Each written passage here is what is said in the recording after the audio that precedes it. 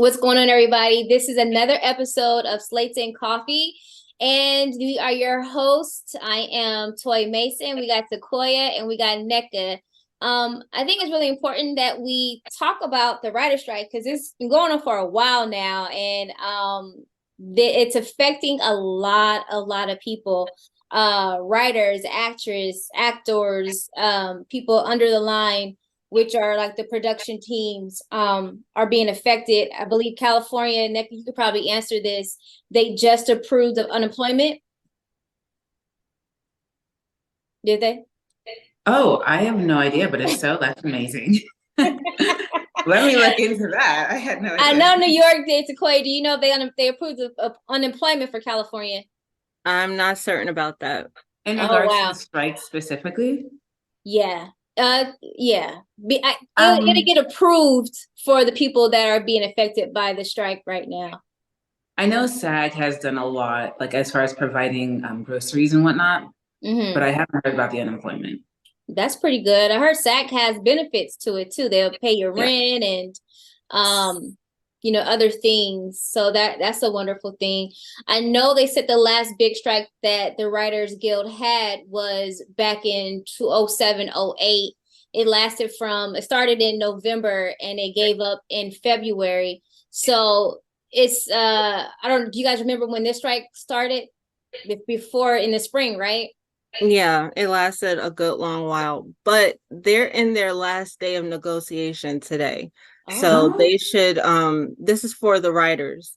Yeah. So they should be coming out of the meeting today with a decision or a resolution. So they've been saying that it was really promising and they had a lot of hopes that they were coming to the table, with good faith, and that they expect it to be resolved, if not today, very shortly. So Okay. Wow. Well, that's good news and good update to hear. We have a guest today. She is a producer. She owns her own production company, studios. Jennifer Pessima. She's very known in the industry. So we are going to welcome her on because I believe she has a lot of insight as well. And she can tell the audience about her struggles and even her upbringing when it comes to producing. So we welcome Jennifer. oh, Hello. How are you doing, Jennifer? I am well. It is a pleasure to have you here. Thank you for having me. Absolutely. So we were having a brief discussion before you entered about the writer's strike. We understand that you are a producer. So if you can give us a little bit of insight on your journey on producing and your pivotal points along that journey. We're starting? Is this a start? Yeah. Yeah. Okay.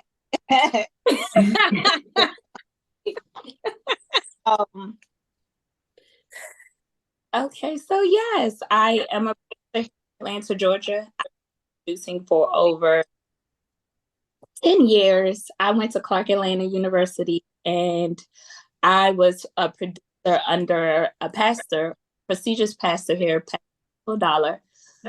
And I was the lead producer for his talk show that was on BET consecutively for 3 years. But outside of that, we were able to do movies with him, documentaries, and a whole slate of things. Then I walked into independently producing film and television shows, which offered me a position where I am now. So with the writer's strike, the question was, now that the writer's strike is going on, how has it... May you repeat the question? Just the first one was just like, what was your journey on becoming a producer and your highlights, basically, on you producing? We want to get into the intro of that first, and then we can go into the writer strike. Okay. The highlights of me producing probably was just, the main thing was stepping out on faith and doing, some have this big grand venture that we want to pursue, but how can you do it tangible steps? Like if you have friends and family how can you use navigate into what you want and what you want to see. So the very first project I believed I did was When Lies Meet Truth. That's on YouTube. It never really saw the light of day, but I did the ministry at my church, and I started to use friends in the multimedia department at school. I saw people that wanted to shoot. I saw people that wanted to act, and producer, you solve the problem. So bring those two people together, and then you make a product. That project, then to the likelihood of someone else seeing it, reviewing it, and seeing a bigger vision. So that is what happens. What always happen. Whenever I do a project, it never stops there. Someone will see it, then someone will reach out, then someone will want something bigger, or someone will want to open up a door for me, just because people attached, or people help people helping themselves. People want to be involved with people that have something going for them. So I shot When Lies Meet, the drama ministry at the church. Then the media at the church, hey, can you do a series? And I was like, yeah, I think so. So I went ahead, we shot the pilot for a series.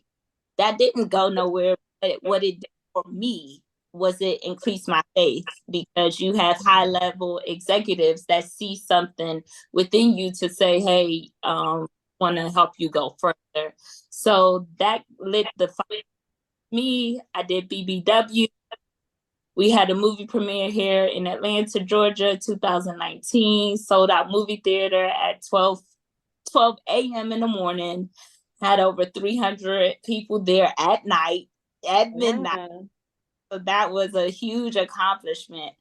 Out of that, I was able to then transition over into doing my own scripted television show that is currently on Tubi, which is This Is 30s, that came out like a year ago, and now we are not moving to season 2 yet. After that, it progressed me into doing films for BET. So the last project that we did, I wrote, produced, executive produced, co-wrote. I wasn't the lead writer, but I was the creator of the story. It's called The Spirit, that will be launching October 27th. All right, congratulations. Thank you. I have one question. Am I late? I'm not late, am I? Nope, you're not late. Okay. What was that? The time was 4:30, right? It was 4:30. We chimed you in about a couple minutes beforehand, but okay, because I saw at the bottom it said 3:30. I was like, am I an hour late? That is not. No, it was 4:30. We usually do our guests around the half hour of every hour, so you're right on time. So let's get into the writer strike, okay? How has this affected you? It's affected a lot of people, but how has the strike affected you? Well, because I am independent, I can't sit up here and say, well, I'm going crazy. No, independent, you mean just what it means, independently putting out your own project. And because I am a writer for my own stuff, I am a writer plus a producer, which is amazing in the industry, that I'm finding out it's not a lot of people that can produce alongside of writers. Usually some of the producers have to find writers, but because I am a writer, I think my position is a little bit different. What I was able to see was how much I was able to take care of my co-writer and my director in my last deal. You know, he didn't have to feel any type of way because I had already negotiated his percentage. I did what I felt like was right. And here we are doing the strike. And he's like, wow, you really took care of me. And I didn't know how important that was. Mm-hmm. I didn't know how important that was either. I thought right was right. So you just make sure you take care of the person that's helping you brainstorm and create the idea and create the IP, the intellectual property. So the writer strike right now, didn't affect me as a writer, but as a producer, it did affect me, only because after getting this first project with BET Plus and BET Her, we had another project on the table. So once we finish, reach a negotiation deal with this past project that will air in October, we were heading into the next negotiation, the next project, which is another movie called Something Worth Fighting For that I'm writing, and I'm like, okay, yeah. And then the strike happened, so then we have to stop. So in my mindset, I'm like, oh yeah, I'm gonna keep going and going. But then after the strike happened, I had to stop. But I believe that pause was very necessary, because for me, it was necessary for me because it started to make me look at my team and the progression of where I'm going. So sometimes the pause is necessary. Outside of that, the actors, which I gained relationships with, I had them on hold because I wanted them to be in part of the production. So I'm hearing having conversations with them where they're like, dang, the strike, So it's affecting a lot of people. I have colleagues and friends that were in the middle of negotiating writer deals for different networks and TV shows and movies. And then they get an email that says cease and desist. They can't write more, so that may affect them as the strike is removed. Will they even call on them again? So that's something that we have to look at and understand. It is, even though I'm independent, I am still affected from it on the producer scale. I have a question, and I know some people are not going to like this, especially the ones that are staff writers and working TV shows. It's a lot of TV shows that's been canceled, but I'm coming from a different standpoint, a different perspective, because I believe like things like this COVID and this situation, to me, it seems to be very prophetic, and a prophetic saying, this hasn't happened since 2000, 2008. And it's only by a huge force where the entire industry has been shut down in a matter of 2 or 3 years. So I feel like the number of shows that's been canceled, and they're going to continue to be canceled. This is the era, because I feel like this is not just a season change. And I feel like there's a whole new era that's going to take over. So in this new era, I feel like independent artists and creatives, this is their chance to come up, because by January okay, cool, let's just say that the strike is over tomorrow, right, or midnight tonight. Okay, since everything has been canceled, we all know the fourth quarter is pretty quiet. Yeah, nothing really is done in the fourth quarter. So by January comes, it's a clean slate. So if you're an independent artist or creative, guess who they're going to be calling for if you have been continually creating things? So I say prophetic because this stuff like this doesn't happen like normally, Yeah. I agree. I do agree, because I've been moving independently anyway, meaning I never had to look at SAG or the union or what was going on. Of course, you want to move in a way where you don't get blacklisted and stuff like that, and still do it respectfully. But at the end of the day, I do feel like as independent creator, writer, producers, or, whatever that may be, it is our time. I believe it always was our time. I believe we always went to the networks and things like that. I just went through the network, and the only thing, not financially, not actors, the only thing the network helped me do was get the distribution. Financially, I found the outside money, the actors, I found myself. So I was moving independently. So the networks, what they did was help me find placement. I'm very thankful. I'm grateful.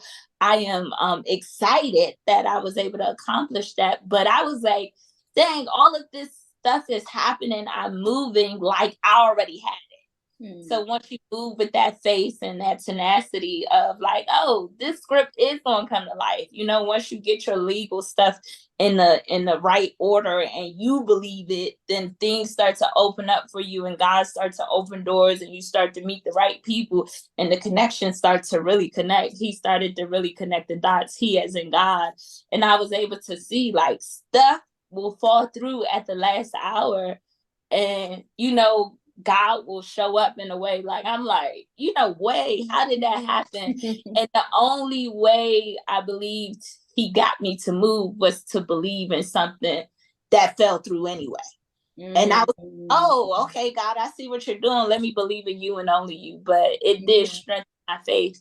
But outside of that, the strike has affected, you know, other companies around us because last time this happened, I was reading where LA lost billions in hotel, restaurant, travel, all of that. And of course, now Atlanta is the new Black Hollywood, where we're experiencing that now from the studio we use to produce our projects. They're not getting clients anymore. You know, we were in there for about 6 months. And if you are walking into the film demographics and then boom, a strike, you're affected in that magnitude as well, because the main thing studios want to do is partner with production companies like myself and others where they can have something solid of, yeah, we'll be here for 6-7 months.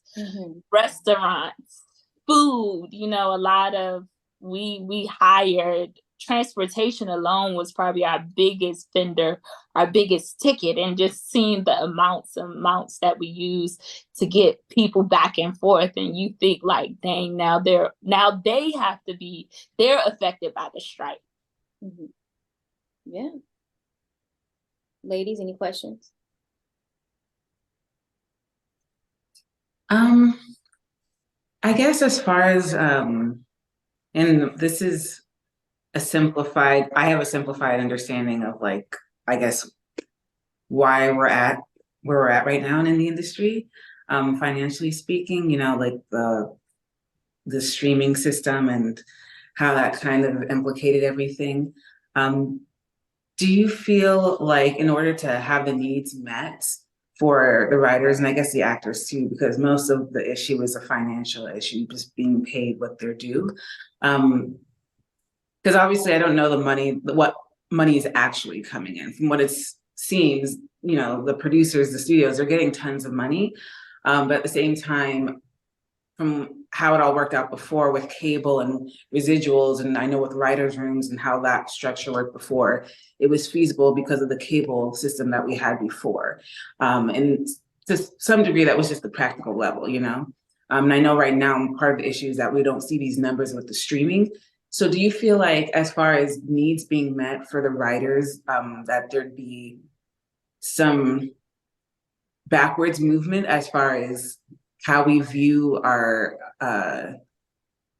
you know, how we view TV and film today now? Like, it's kind of weird to think about. I don't think we're going back to cable, but like, is there going to be some sort of adoption of whatever structure they had there so as to make that money come back with commercials and all of that?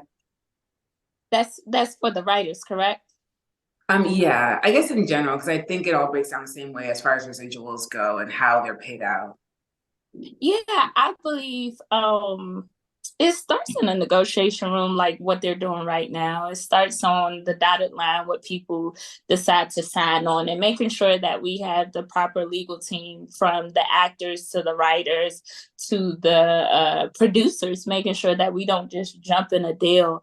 I have a friend, she's an actress, she's Emmy nominated right now, and she does not feel any of this weight because she had the right legal team in place to, oh no, this is going to this network, this is streaming, we want back end points, you know, so having that proper person in place around you and not just rushing into a deal like myself, you know, so having that proper entertainment lawyer and that proper accountant and that proper management and legal representation to represent you.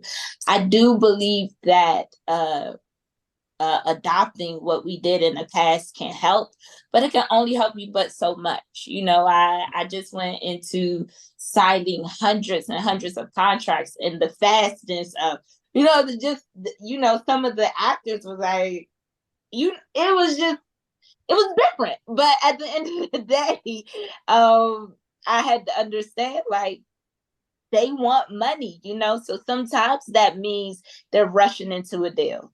Sometimes that means they're not fighting and negotiating the proper terms. When you look at the higher A-list actors, they have a great team around them that's not going to allow them to do anything crazy and to fight for something like this. So that's what I was able to see. Just having a proper team around you during the strike, after the strike, before the strike can help you gain what you believe is yours.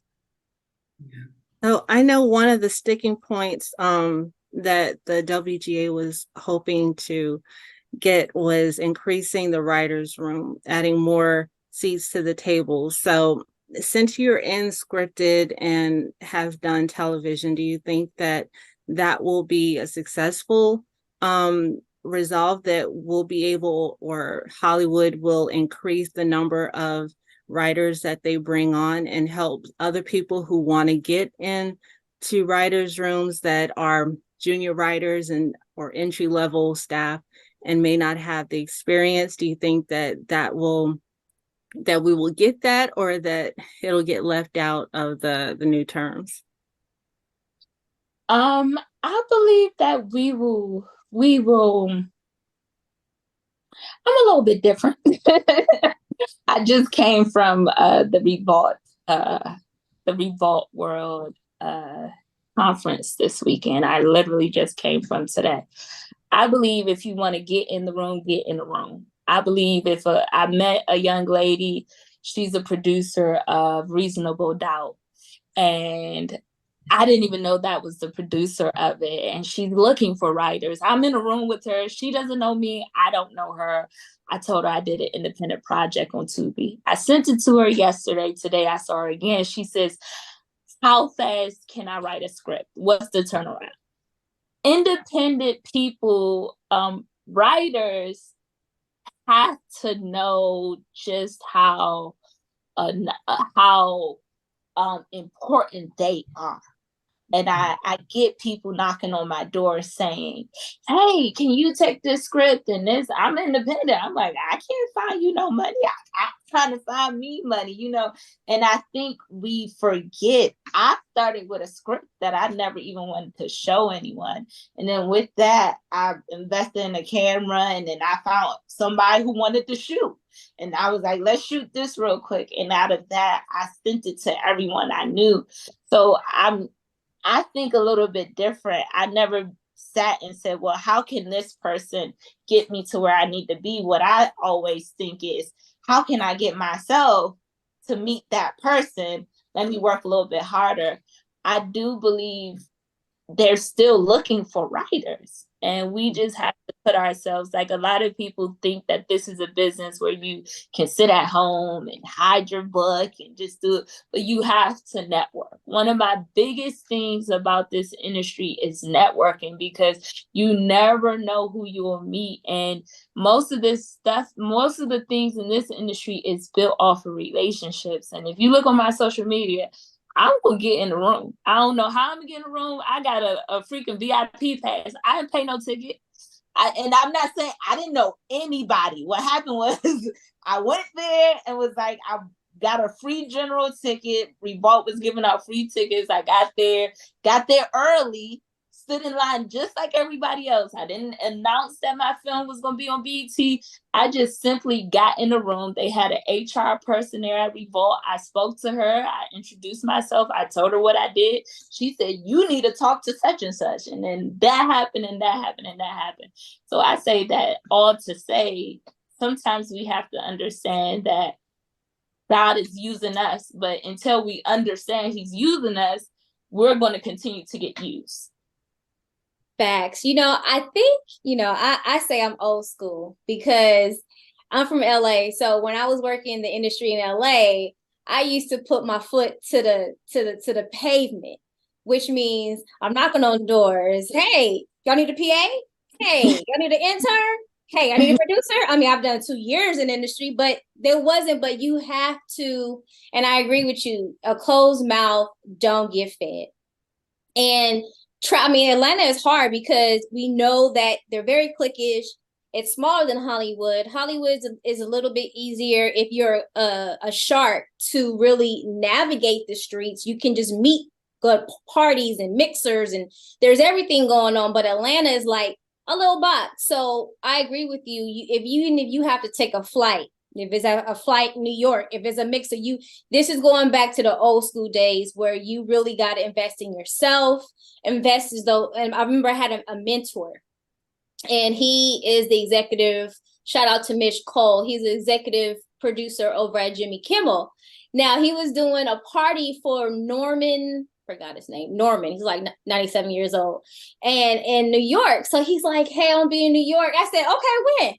Like, no, I thought you were in New York. I said, look, Mitch, I will take a flight. And it's all because of if you in his circle, you're in their circle, which puts you in their circle and in their circle. Yeah. And it is what it is. No, I agree. I've gotten to everywhere that God has taken me through serving. The last deal that I got was through a relationship with the exec. I looked at her like she was crazy when she told me to go make a movie. I was like, nah, I just like talking to you on the phone. We good. Like, I want you to continue to be my mentor. I slid in her DM. I saw her on Club Chat, Club Room. And that was, the pandemic was okay for me because I was on there where you get to see these executives. You wouldn't know who was who. And then you go to their LinkedIn or you go to their Instagram and you look at their page and they don't have nothing saying they're who's who. But I slid in their DM and said, hey, I heard you. I supported you. Because one thing that we don't understand is it really is lonely at the time. And so if you are just coming to them with a servant attitude, I call her my fairy godmother. She was on Clubhouse. She released the book. I was like, oh, I'm a supporter. I supported her. I got my friends to buy the book. We had a book signing here in Atlanta. It was a big thing. And it meant so much to her. Like, so much. She started to call me in the morning. We became friends. And then she was like, hey, we're looking for a horror movie. Can you go make a horror movie? I was like, what? No. Why do you think I could do that? I've never done a horror movie. But because she believed in me, I believed in myself. And it only started from me serving, So yeah. If you go to these people without your hand out and saying, give me a room, and just come as yourself. The young lady yesterday, I told her I wanted to be a PA. She was like, a PA? I gave her my resume. She was like, it says you executive produced a movie for BET Plus. Yeah. What do you want to do a PA for? And I was like, I just want to get in the room. I just want to help. I just want to serve. I'm always continuously learning, but I also want to serve. Exactly. I want you to be a writer. So at the end of the day, if you go into these rooms, into these events, and into these places, and you meet people, and you just come off unassuming without your hand out, but just saying, how can I help you? So many people inboxed me after my deal with BET and was like, here go my movie. I'm like, what? It's not even out yet. Like, can I get my moment? So at the end of the day, I think, let me go back to your question. You said having more people in the writer's room. Will that be best? Or having people that's able to be writers get in the room and giving more people an opportunity? I just say create your own opportunity first. If you haven't had a project, because it's better to own it. And that's what the Revolt just talked about, owning your own content, owning your own music. So therefore, when it comes to the negotiation table, you saying, hey, I wrote this, but I also can produce. I also can direct. I also can get people in the room and have a creative flow going. And I also can manage. And once they see that, I did this as 30s. And once I did that, the young lady off of Sister Friends, other producers started to reach out to me and was like, you did that? That was hard. We know that was hard because we got money, we got people, we got writers, we got all of this, and it's still hard for us. You did that by yourself. That was hard. And I was like, it was. Being able to do one thing is going to lead to the next thing and lead to the next thing and lead to the next thing. Gradually. Anyone have any last questions? Not a question, but just want to say I'm feeling super encouraged by these words of wisdom. Right? Yeah. Love the energy too. Yes, like, you are an did I amazing not think of person. Thank you. And I want, if you all live in Atlanta? Yes. I'm in Los Just Angeles. Tequoia and I. Okay. It's not, I know y'all probably stay in the house. Y'all probably stay to yourself. I try and get out. I mean, A little bit. Tequoia is more closer to the A city little than bit. I am, but when you go into these film events, and I was like, I don't need to go out. I did a movie. But then when I went there, I was like, dang, I should have brought my cards. I should have did so much, because you want to make sure you meet new people, always grow. God works through people, divine connections. And I was like, dang, I used to do this all the time. That's how I met one of my executive producers for I Am John Gabbana. That's a docuseries I did. We won a Comcast grant. I met him by networking and eating at his restaurant, so at the end of the day, I'm like, dang, I can't stay in the house all day. Like, it's kind of like one of those things, you want to get married, but you're in the house all the time. right. That's to say, Right. I'm not sure about Hollywood, but in Atlanta, it's not a lot of people doing it. Mm-hmm. It's a lot of people saying they do it. It's a lot of people acting like they do it. Want to do it. That want to do it. It's also a lot of people that may talk like they do it. But it's not a lot of people physically getting out here and doing it, meaning getting in the rooms, signing on for the jobs, becoming a PA and working yourself up. I came back to Atlanta. I was a PA on a set. And I'm not saying this to boast. I'm not saying this to brag. I was at home watching, like, I want to work with that person. I want to work with that person. I want to work with that person. I want to work with that person. They start posting, hey, we got PA gigs. We got this gig. We got that gig. I got on their set as PAs. I am giving the glory to God. I hired every single one of them for my movie just now. Wow. Congratulations. Amazing. Like, God can really use that seed of, like, I just want to serve and know and grow. And won't he do it? Yes. Yes. Amen. And so I'm encouraged for y'all, but I do believe the difference between me and them, these are producers that work with stars. These are producers that, the difference between me and them, and I tell them this all the time, is I network. They be like, how do you know? And I don't meet a stranger. I be like, no, we saw Diddy walking by yesterday. I was like, what's Diddy? She's like, what's up? And I was like, how you been doing since? And he was looking at me like, I remember you. He did not remember me. Wow. I'm just saying, once you start to meet people and you give off great smiles and love and energy, they be like, yo, I don't know who she is, but I want to hang with her. I want to be with her. I want to connect with her. And that's how it starts with me, honestly. Like, just getting these rooms. Some of the things that I could think of in Atlanta, of course, Revolt was good. DSR, they had that greenlit, Ernestine. And Jay Morrison does that like every month, I believe. Yeah, every month. The Lapo Screening Room every 3 months. It's the same people in the same rooms, and once they continuously see your face, it become like a family. Like, oh, I remember So I would recommend just getting in the room. Salapo's always looking for projects that he can invest in. Don't tell him I told you that, because he gonna kill me. But It's like, out there on the internet now. They know. yeah, so just I'll bleep it out. it's not a lot of good writers out here. It's not a lot of good producers. It's not a lot of good PAs. Some people just want to do it for the show. I really have a legacy to build, and I feel like I want to, I don't care about the show, but I do want to get other people in the rooms so we can continue to grow. Wow, that's amazing, Jennifer. What do you have coming up? We see This Is 30. Is that you said it's on pause for second season, or what's going on with that?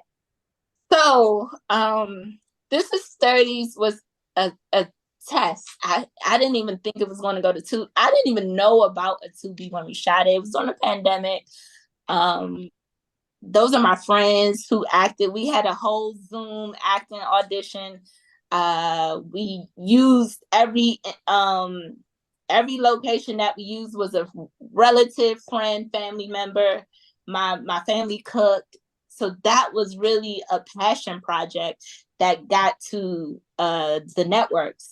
Tubi TV. Don't look at Tubi as small. Fox owns it, and now they're doing deals where they can do network deals now. So they just started that a few months ago, which they can give you picture deals. So that's major. I am not doing season 2. My actors will probably cry if they hear this, but they're not real actors, but they became actors, and they were so excited. And in DC, you could see them, and people be like, "Oh my God!" I am consistently. We are working in negotiation with our series. I am John Gabbana, Boom Gang.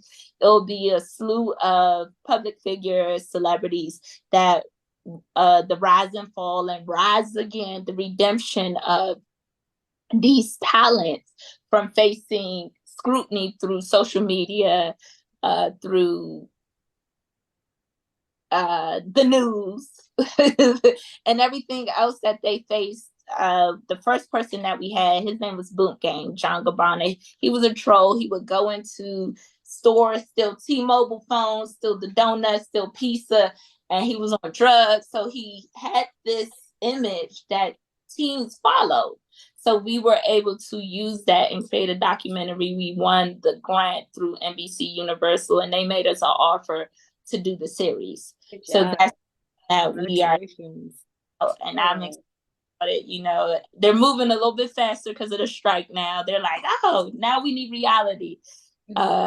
Just recently, I was able to get in the door, the project, Something Worth Fighting For. That is about a young lady who takes over an orphanage. If you can reference it to something or anything, it'll be Dangerous Minds, Lean on Me. Movies like those are the 2 movies I could think of, because she comes in, take over an orphanage, impoverished community, unruly kids, and she has to put her foot down and change what's going on, from drug relations, gang relations, sex abuse, and all of that. It's smaller, but it's still the same storyline. Okay. And where can we find you? Jennifer Pessima on all platforms. I need to do LinkedIn a little bit more. We all need to get on LinkedIn. Like they kept talking about that at Report. I'm like, dang, so really? LinkedIn still is it still? LinkedIn is fire. LinkedIn is where LinkedIn and Twitter is where I've made most, if not all, of my contacts. Oh, yeah. Really? LinkedIn what? I've been getting requests. I kid you not. I probably get 5 to 7 requests a day. Last week, it was going nuts, and I'm like, "What is going on? Are these spams? What is going on?" Yeah, definitely LinkedIn, Instagram, same everything. From Twitter's no more, but TikTok, LinkedIn. BT told me to start promoting more on TikTok. So if they're doing it, we got to do it. We got to go where they are. Right. That's it. That's it. That's all. Well, man, we enjoyed you today, Miss Jennifer. Thank you so much for giving your beautiful insight and encouragement on the industry and what we need to do to bust down the doors. If the front door is locked, go through the window. Okay? Yeah. Go Yeah. through the window. The doors are open, ladies. The doors are open because you're creating the door. You are creating a door. Draw your own door. What was that movie, Beetlejuice? When Yeah. there was no door. Every time he would jump out, like, where that door come from? Yeah. He created his own door. So there you go. So we enjoyed you. Thank you so much today. Thank you, ladies. And Thank you. Stay in touch with you all. And I hope Absolutely. to see, I will. I'm gonna cut Yes, this out, but definitely. I'm going to send this off to your PR. We will send you guys the flyer to promote it before we launch it. Okay. Okay. Okay. Good deal. We'll be in touch. Thank you. You're welcome. Bye. Gentlemen, we enjoyed her, Jennifer Pessima. You can get her at everything Jennifer Pessima on social medias, LinkedIn, IG, TikTok, Facebook, Twitter, all accounts, even Thread, everything. She's an amazing person. All those that are suffering through the writer's strike, we pray only that not only you keep your head up, but keep the fight going on. For independent creators out there, keep writing, keep directing, keep producing, and stay creative. We thank you all, and we see you next time.